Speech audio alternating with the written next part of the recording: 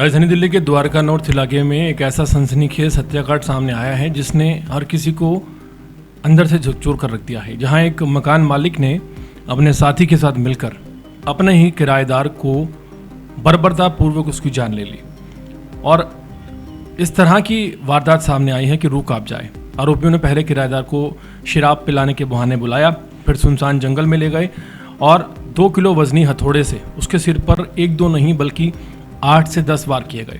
जब उन्हें यकीन हो गया कि उसकी जान जा चुकी है तो शव को नाले के किनारे फेंक कर ये लोग फरार हो गए। मृतक की पहचान 38 वर्षीय अखिलेश मंडल के रूप में हुई है, जो कि नजफगढ़ का रहने वाला था। वो पिछले करीब 3 सालों से आरोपी अनिल ठाकुर के मकान के ग्राउंड फ्लोर पर किराए पर रह रहा था। पुलिस जांच में सामने आया है कि इस हत्या के पीछे सिर्फ एक नहीं बल्कि 2 बड़ी वजहें थी। पहली वजह मकान को लेकर विवाद था। पुलिस के मुताबिक 66 साल का जो मकान मालिक है अनिल ठाकुर लंबे समय से अखिलेश से मकान खाली करने के लिए कह रहा था, लेकिन वो जाने को तैयार नहीं था। इतना ही नहीं, अनिल जब अपना मकान बेचने की कोशिश करता तब भी अखिलेश खरीदारों के सामने अड़चन पैदा करता था। इस तरह के आरोप लगाए गए। इससे अनिल काफ़ी परेशान था और उसने उसे रास्ते से हटाने की इस खौफनाक साजिश को रच डाला। दूसरी वजह और भी ज़्यादा चौंकाने वाली है। पुलिस के अनुसार करीब 3 महीने पहले अखिलेश की पत्नी की कैंसर से जान चली गई थी। इसके बाद वो अनिल के रिश्तेदार राजू कुमार की पत्नी पर बुरी नज़र रखने लगा था, ऐसा दावा किया जा रहा है। ये बात राजू को नागवार गुजरी और वो भी उससे बदला लेना चाहता था। इसी कारण दोनों ने मिलकर इस हत्याकांड की पूरी योजना को तैयार किया। पुलिस जांच में खुलासा हुआ है कि 10 जुलाई की रात दोनों आरोपियों ने अखिलेश को फ़ोन कर शराब पिलाने के बहाने द्वारका सेक्टर 14 मेट्रो स्टेशन बुलाया। वहाँ से उसे जंगल की तरफ ले जाया गया। सुनसान जगह देखकर दोनों ने करीब 2 किलो के हथौड़े से उसके सिर पर लगातार 8 से 10 वार किए। सिर पर गंभीर चोटें लगने से अखिलेश की मौके से ही जान चली गई।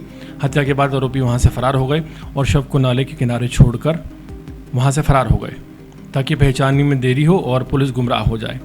12 जुलाई को कारगिल चौक के पास नाले के किनारे एक युवक का शव मिलने की सूचना द्वारका नॉर्थ पुलिस को मिली और वो मौके पर पहुंची। शव की हालत काफ़ी ख़राब थी और उसके पास पहचान से जुड़ा कोई भी दस्तावेज मौजूद नहीं था। हालांकि सिर पर गहरी चोटों के निशान देखकर पुलिस ने शुरू से ही इसे हत्या का मामला मान लिया था और उसी तरह से तफ्तीश की जा रही थी। द्वारका जिला पुलिस उपायुक्त कुशलपाल सिंह के निर्देश पर स्पेशल स्टाफ और स्थानीय पुलिस की संयुक्त टीम बनाई गई। जांच के दौरान पुलिस ने इलाके के करीब 500 CCTV कैमरों की फुटेज खंगाली। लंबी पड़ताल के बाद मृतक की पहचान अखिलेश मंडल के रूप में हुई। इसी दौरान पुलिस की नज़र घटनास्थल के आसपास घूम रहे अनिल ठाकुर और राजू कुमार पर पड़ी। शक के आधार पर दोनों को हिरासत में लेकर जब पूछताछ की गई तो ज़्यादा देर तक पुलिस को गुमराह ये लोग नहीं कर सके और आखिरकार इन्होंने अपना जुर्म कबूल कर लिया। पुलिस ने दोनों आरोपियों की निशानदेही पर इस हत्याकांड में इस्तेमाल किया गया हथौड़ा और वारदात के समय पहने गए जो कपड़े हैं वो बरामद कर लिए हैं। फिलहाल दोनों आरोपियों को गिरफ्तार कर लिया गया है और उनसे लगातार पूछताछ जारी है। पुलिस ये भी जांच कर रही है कि हत्याकांड की साजिश कब से रची जा रही थी और क्या इसमें किसी अन्य व्यक्ति की भी कोई भूमिका सामने आई है। इस हत्याकांड ने एक बार फिर दिखा दिया है कि किराएदारी का विवाद और निजी दुश्मनी किस तरह खूनी अंजाम तक पहुंच सकती है।